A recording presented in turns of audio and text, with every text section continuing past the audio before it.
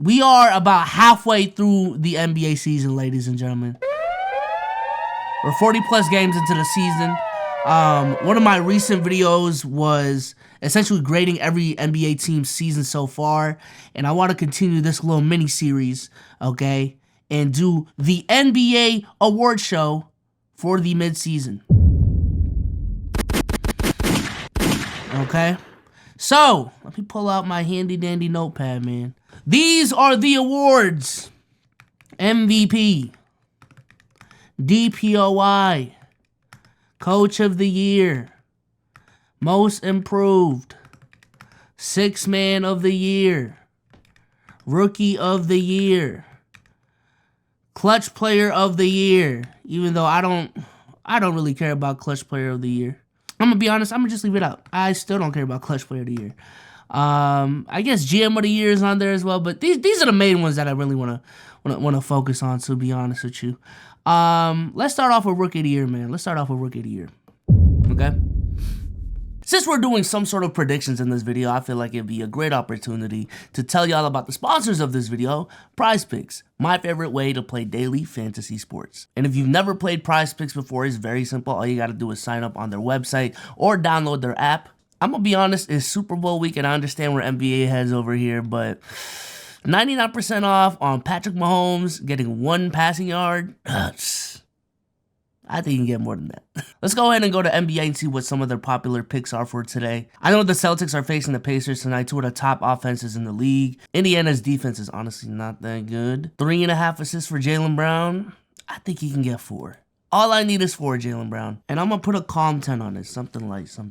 And there you go. That is how you make an entry. And if you want to try it out for yourself, thanks to our friends over at Prize Picks, you guys can use code SLZ to get a 100% match on your first deposit up to $100. Links will be in the description for that. And shout out to Prize Picks for sponsoring this video. Rookie of the Year is a 2-man race, ladies and gentlemen. It is between Victor Wembanyama and Chet Holmgren. Okay. So to recap the seasons that they've been having so far, let's start off with Chet. Whole class for Jaime Hawkins is insane. This is Chet's season so far.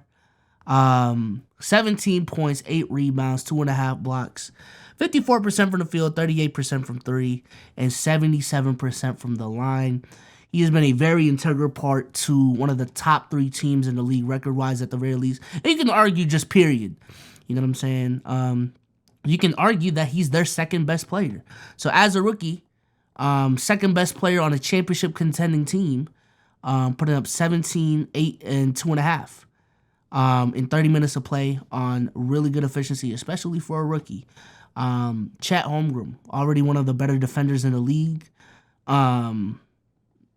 If you really go down that top 10 centers list, Chet Holmgren is already in that conversation. 20 subs for whole class is crazy.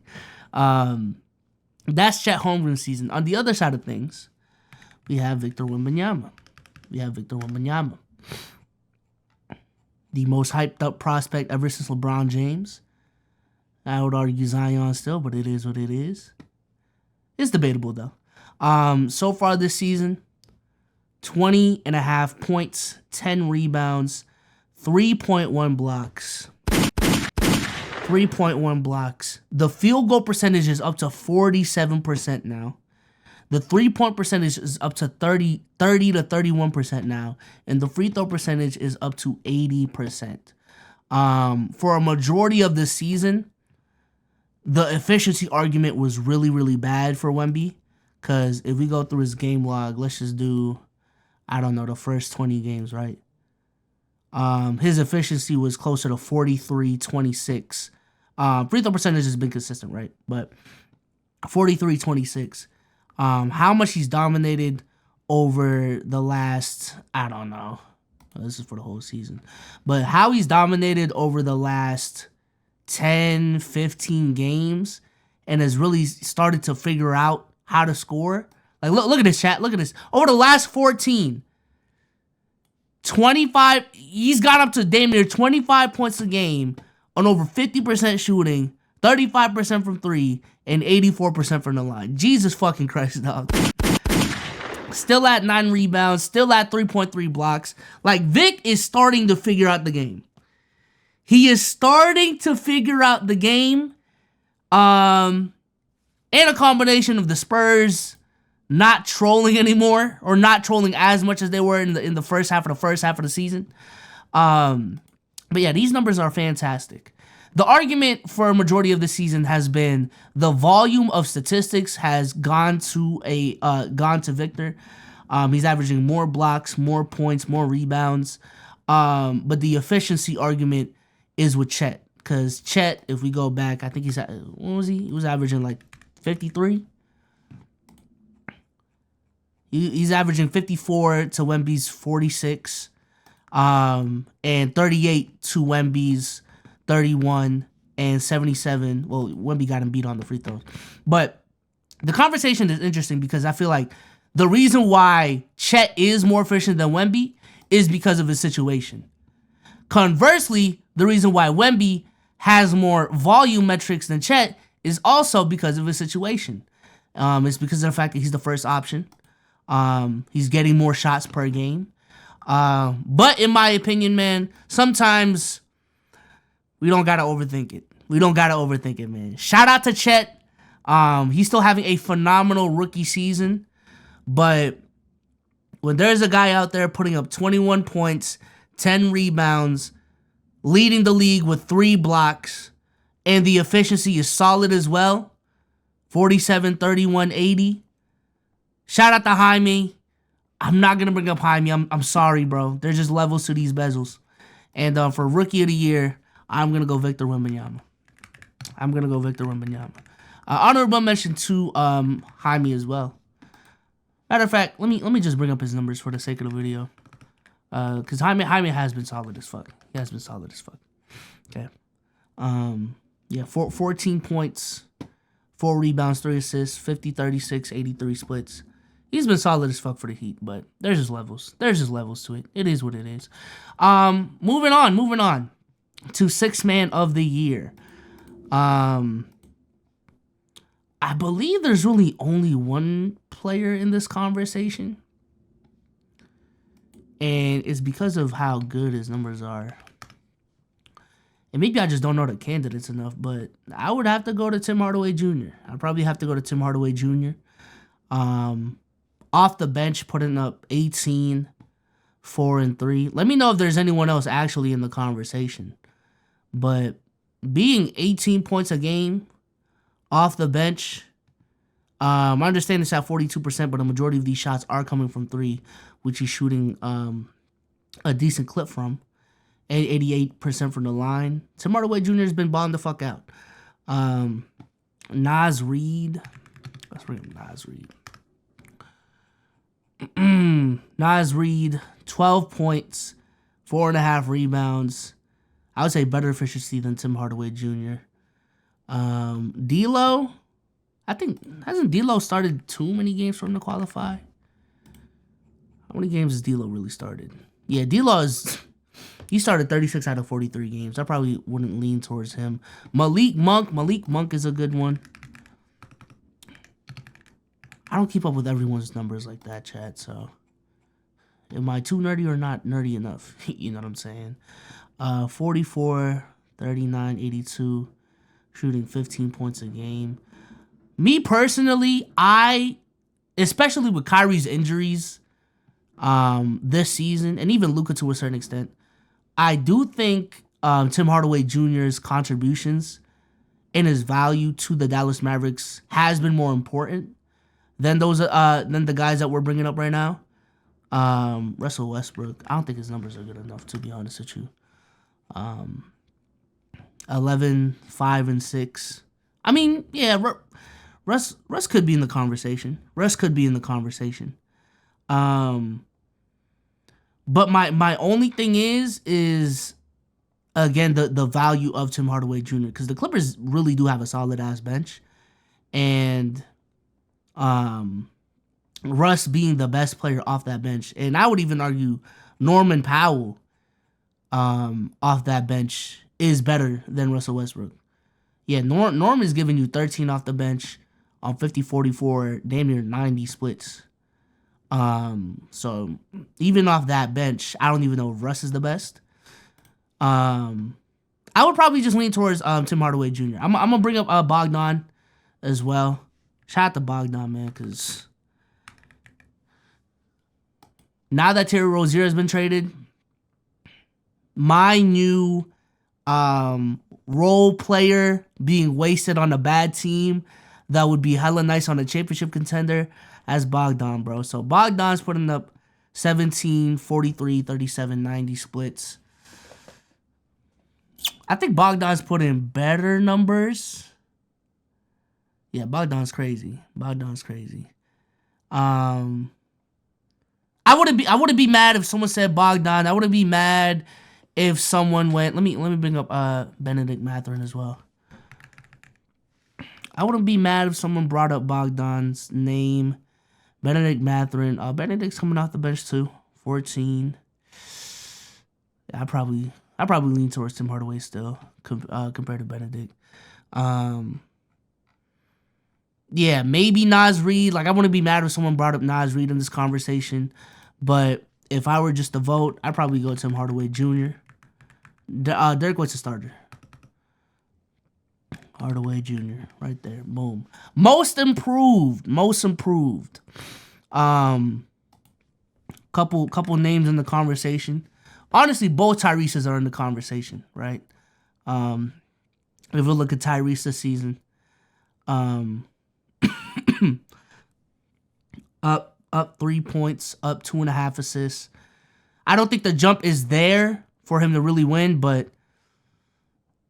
I'm pretty sure a majority of us know the leap that Tyrese has made this season compared to last season.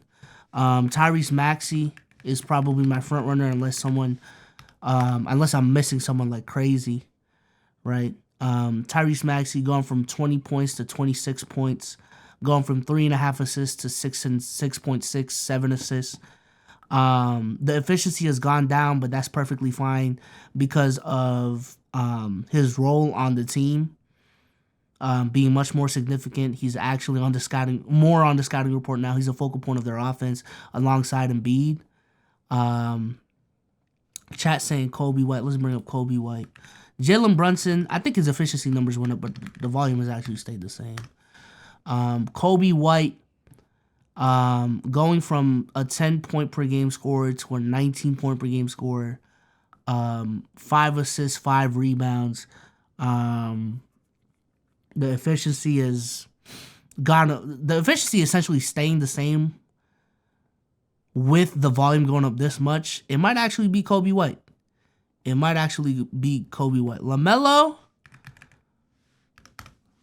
Did LaMelo improve that much this season? Nah, LaMelo's not in this combo. I'm sorry. Not that he's ass. It's just in terms of improvement, I don't think he's in this conversation. Let me bring up Sengun. Damn, okay. Sengun might be there. Going from 15 to 22.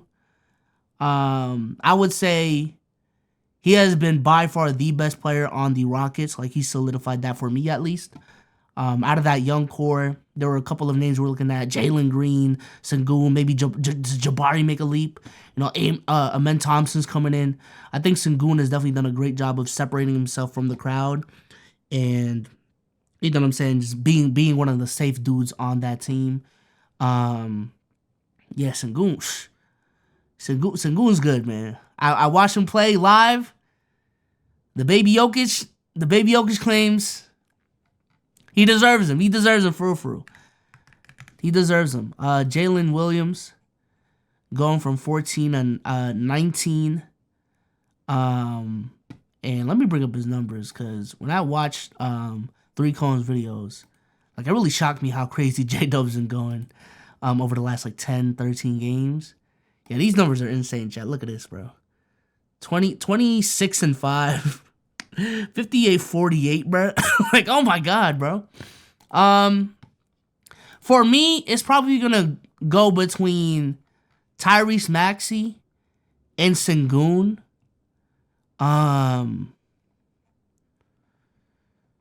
Damn. I'd probably go Sengun, chat. I don't know. I'd probably go Sengun. Scotty? Hold on. No, I don't know why I looked up Sengun and Scotty. So this might be I would need to check back. So this is Sengun's third season in the league. Not Scotty Lewis, bro. What the fuck? Scotty Barnes. Scotty Barnes. This is also his third year in the league. He's also taking a jump. So 15 to 20, 7 to 8, 5 to 6. Efficiency's been up as well. Scotty Barnes has definitely proven me wrong. Shout out to Scotty Barnes. Tyrese Maxey. This is Tyrese's fourth year in the league. Damn. Because I was about to pull off the card. I mean, if this is Maxey's like fifth or sixth year in the league, I might value that over Sengun's natural progression as, you know, a young player in this league going from a second to third. But I'd probably go Sengun. I'd probably go towards Sengun. Just because I think historically this award has really rewarded leaps from like a role player to a star in the league. And with all due respect to Kobe White, well, I think the net improvement from 9.8 to 19.0 or whatever it is the most improvement we've seen from everyone. I think historically speaking, the award has been given to the dude who has leaped from like fringe star, has a potential to be a star, to becoming a star, than it is from someone becoming a role player to like on the fringe of being a star. You know what I'm saying? But I do want to give respect to Kobe White. Shout out Tyrese Maxey as well. I'm probably gonna go Sengun though. I'm probably gonna go Sengun. Let's see. Coach of the year. I'm leaning towards OKC's coach, Mark Daigneault. I don't ever know how to pronounce his name. Mark Daigneault or Chris Finch of the Minnesota Timberwolves, dog. I'm leaning towards those two.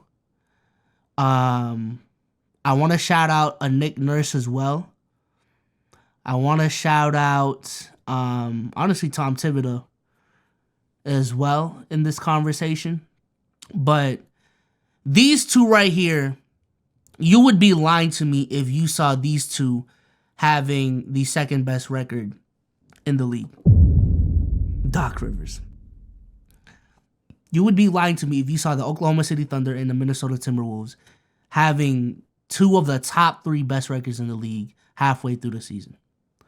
I think Minnesota, people like myself were, if anything, looking at this team and saying they might be, you know, towards more of a downhill trajectory than the upward trajectory. The Gobert and Cat pairing just isn't going to work. And that would be the main thing. The Gobert and Cat pairing just wasn't going to work. And that would be ultimately their downfall. But it hasn't. And if anything, it has been a marquee characteristic of this team that has made them to be where they are. With the Oklahoma City Thunder, I think a lot of people had hopes for this team being a team that takes some sort of leap this season from being like a play-in team, missing the playoffs team, to being like a 7, 6, 5 seed. I think that's what a lot of people are expecting. But to take that leap from even those expectations to this is absolutely fantastic. No love for my guy Joe Mazzulla. In this conversation, I personally value people who overachieve much better than just someone who's leading the talented team to the best record in the league. And especially when the margin isn't that big, I'm a value to those who are overachieving. You know what I'm saying? So between Minnesota and OKC, shit, it's gonna be tough. But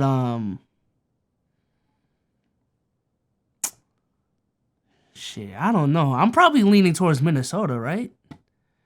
That's not a bad pick, right? That's not a bad pick. Cause again, I think this season was gonna be such a hit or a miss for the Timberwolves and for Chris Finch to coach this team to make all these pieces work. Because when we talk about what a coach is supposed to do, right? When we were having that conversation on the pod, for me, it's identifying your players' strengths and weaknesses and coming up with a scheme and a schematic that's going to maximize the players that you have. And the scheme and the schematic that the Timberwolves have right now is maximizing a squad that, personnel-wise, there were a lot of questions with last season. Chat is trolling with Doc Rivers right now. But, yeah, I'd probably lean towards Chris Finch. But I wouldn't be mad if someone said OKC's coach got it.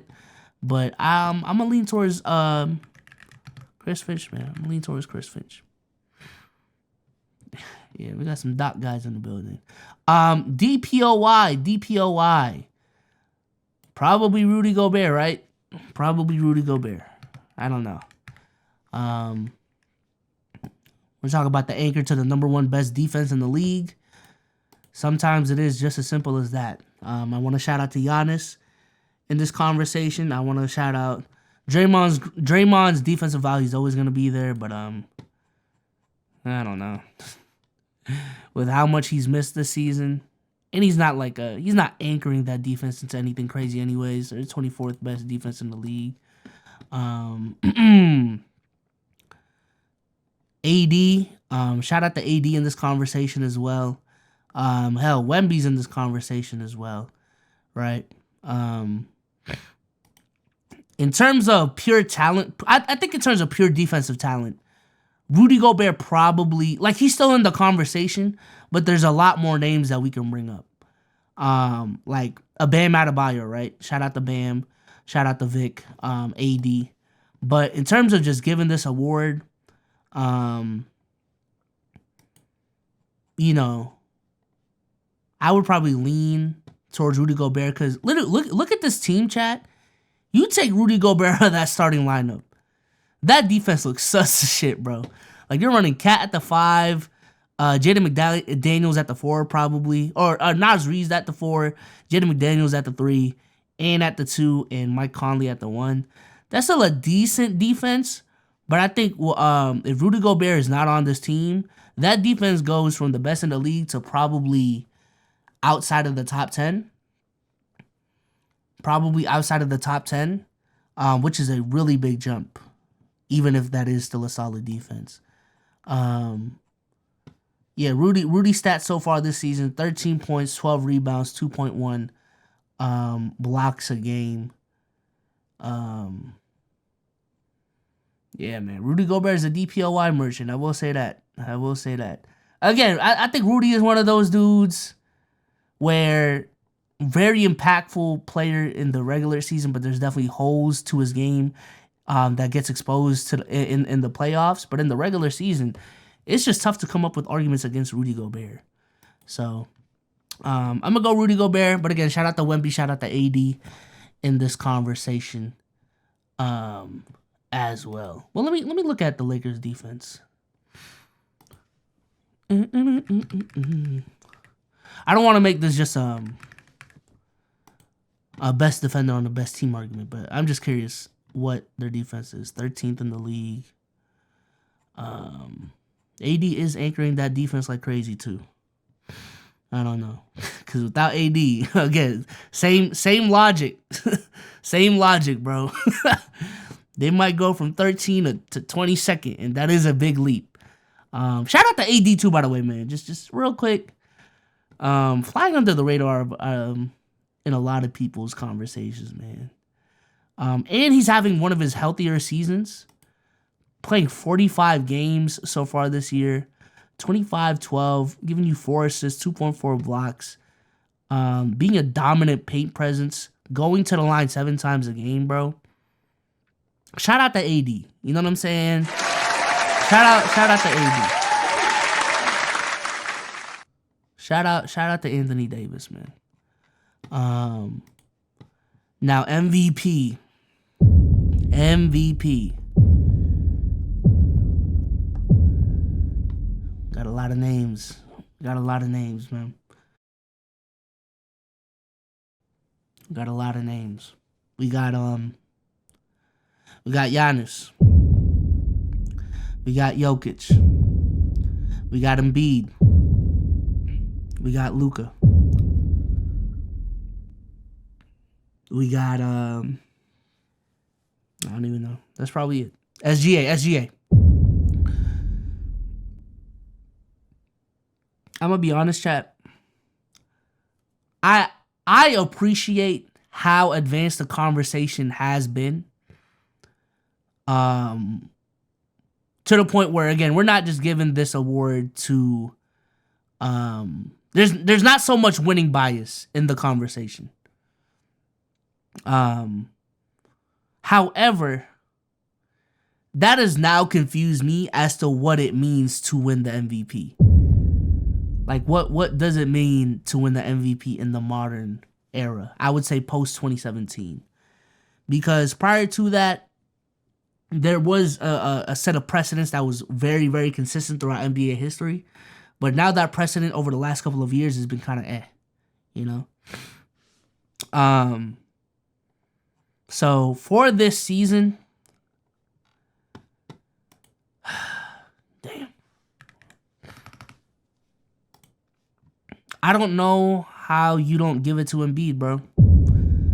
I don't know how you give it to Embiid. I am always looking at the player who has the best roughly speaking. I always have I'm always going to lean towards the player with the best combination of winning and statistics. Most of the time.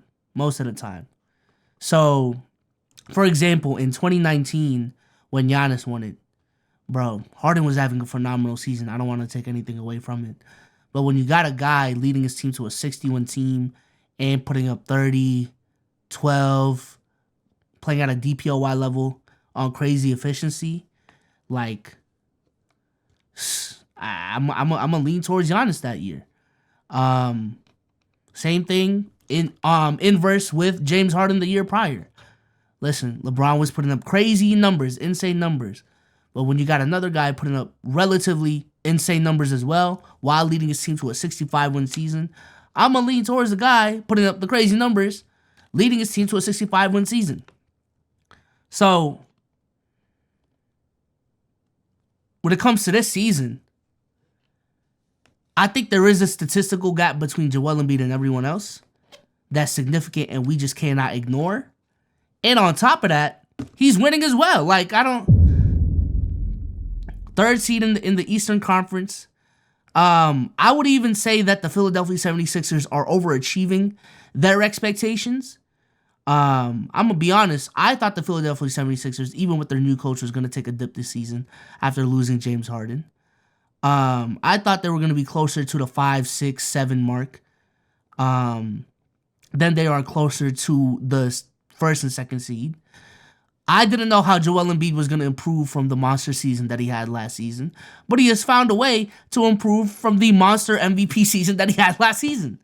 And just to remind people, went up from 33 to 36. Went up from 10 rebounds to 11. Went up from 4 assists to 6 assists. Blocks went up. Steals went up. Not by much, but they still went up. Turnovers went up too. It's fine. But with the assist gap, you know, it is what it is. Fouls went down. Right? And overall efficiency, I believe, went up as well. So, again, shout out to Joel Embiid for the season that he's having. And I would probably give him the nod for MVP. I'd probably give him the nod towards MVP. When you're putting up historic statistics and you are winning, that is a recipe for an MVP. And shout out to Jokic and shout out to Giannis because they have also been in situations that have made this conversation so hard, which is why I feel like the MVP discussion is so like controversial because we really got 3 dudes who are in situations that just make that clock work, you know? Make that clock work. great numbers in the regular season and are always the top of the conference. My only concern with Embiid would be the games played. How many games has he missed, chat? How many games has he missed? So he's played 33 so far. And he's missed 1, 2, 3, 4, 5, 6, 7, 8, 9, 10, 11 games. How many games does he have till that 65 mark, chat? How many games does he have till that 65 mark? 11. So 6 more games. He can only miss 6 more games. We got what, 38 more games to go? Joel Embiid better play, dog. I ain't gonna lie. Joel Embiid better play if he really wants. Damn, I'm just looking at this. This shit is crazy. If he wants that MVP, that back-to-back MVP, he gotta play, dog. He gotta play. And even when it comes to that conversation, how much 65 games is 65 times 0.82? Or not, that was L math. 65 divided by 82. I'm asking you to play 80% of the regular season, dog. I don't think that's too crazy. Because when we keep pushing that line, I think that's a slippery slope. 80% is not crazy to ask for, bro. I'm sorry. 80% is not crazy. So,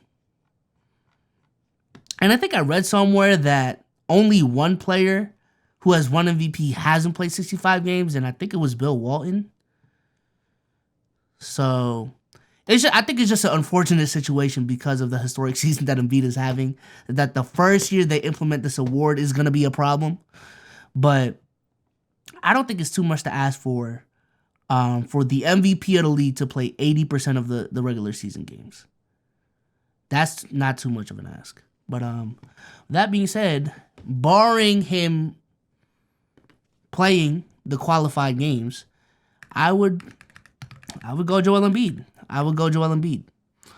If not Joel Embiid, I think that is where the conversation gets interesting. And I'm going to stay consistent. I think it's going to be who has the best combination of great statistics and winning. And after that, I think the conversation does boil down to Giannis or SGA. Giannis, so far this season, we already know he's great defensively, is putting up 31 points, 12 rebounds, 6 assists. Is this career high true shooting percentage? Career high true shooting percentage. So career high volumes at career high true shooting percentages for already a 2-time MVP. Yeah, that's crazy. That is insane. That is insane. SGA. Shout out to Shea, man. 31 points, 6 assists, 6 rebounds, leading the league in steals at 2.2. On amazing efficiency. I'm sorry, bro. Y'all try to push a Shea agenda because he's the new guy on the block. And he has a sexy ass name, which he does. He got that aura. But I don't know how you in that situation you don't give it to Giannis. I'm sorry. I don't know. I would like to also enter Jokic in this conversation as well. But maybe there's some advanced analytics that's really, not putting things into perspective for me. I sort of got every single day. I'm either viewed as a dude who doesn't look at the analytics enough or does look at the analytics too much. The YouTube comment section is bipolar like that, bro. But when you got a guy putting up right around the same points per game What's Shea's true shooting percentage? 65. 65 at the same true shooting percentage. I would still say Shea's a better passer. I'm not gonna take that away from him. And just a better playmaker. But the other guy's dominant as fuck on the defensive end too. I don't know. I'd probably lean towards Giannis.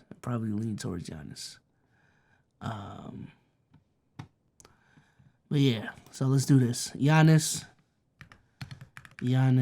if Embiid can't play. There you go, chat. Those are my awards for this year. Mid-season awards for this year. I got Embiid winning MVP if he plays the right amount of games. DPOY is Rudy Gobert. Coach of the year is Chris Finch. Most improved is Sengun. Tim Hardaway Jr. for Sixth Man of the Year. And Victor Wembanyama for Rookie of the Year. Shout out to Kobe White in this discussion. Shout out to Tyrese Maxey in this discussion. Shout out to OKC's coach in this discussion. Shout out to AD and Wemby in this discussion. Sixth Man of the Year. I'm already forgetting the fucking names for Sixth Man of the Year. Shout out to Chet in this discussion and Chet only. I'm sorry, Jaime. You're not in the conversation. Shout out to Benedict Mathurin in this conversation. Shout out to Bogey in this conversation. But, yeah. Award show and things of that nature. Malik Monk as well. Shout out to Malik Monk. Yo, shut the fuck up with Doc Rivers, bro.